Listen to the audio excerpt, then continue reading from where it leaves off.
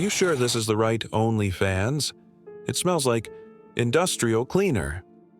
Only the best fans, my friend. Oscillating box or a powerful turbo fan?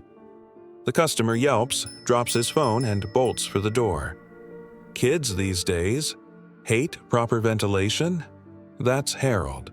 For 40 years, his quiet shop, OnlyFans, has sold literal air-moving fans. But thanks to a cruel twist of linguistic fate, the town is now convinced he's running a geriatric pay-per-view empire. This is the story of how a simple misunderstanding can lead to complete social exile, and a cautionary tale about the power of a name. It all began when a local gossip saw that panicked customer flee and posted on the town's Facebook group, "Something freaky is going on down at OnlyFans." The post absolutely exploded. Within hours, the whole town was whispering. At the local bakery, the cashier charged Harold for his usual loaf of rye bread, plus an extra $2. "What's this for?" Harold asked, confused. "Sin tax," she mumbled, refusing to make eye contact. Baffled, Harold went home, opened his laptop, and for the first time in his life, searched the name of his own store. He slammed the laptop shut, recoiling in pure, unadulterated horror. The digital attack was swift and merciless. His shop's Google reviews imploded overnight. "Owner is a total pervert," one review claimed. Another read, "He asked if I wanted to see his 8-incher. It was a desk fan, but still." His pristine 4.8-star rating plummeted to a catastrophic 1.3.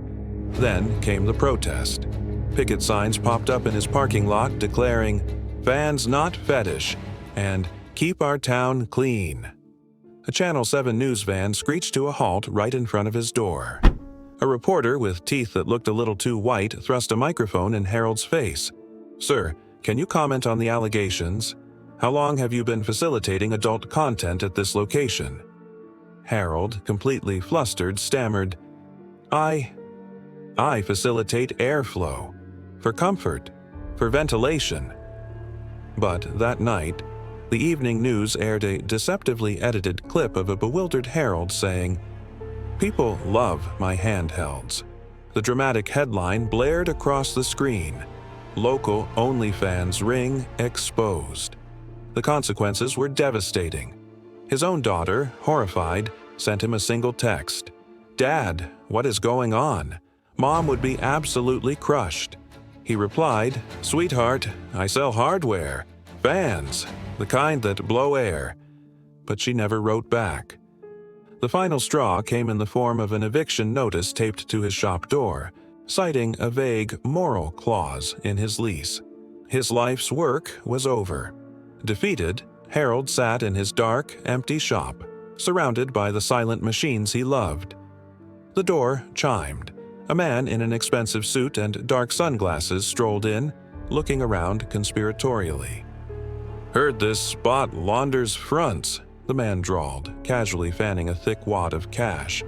"I've got some bills that are in serious need of circulation." Something dark and unfamiliar sparked in Harold's eyes. A tiny, almost imperceptible grin touched his lips. "You misunderstand," Harold said, his voice a steady, quiet purr he didn't know he had.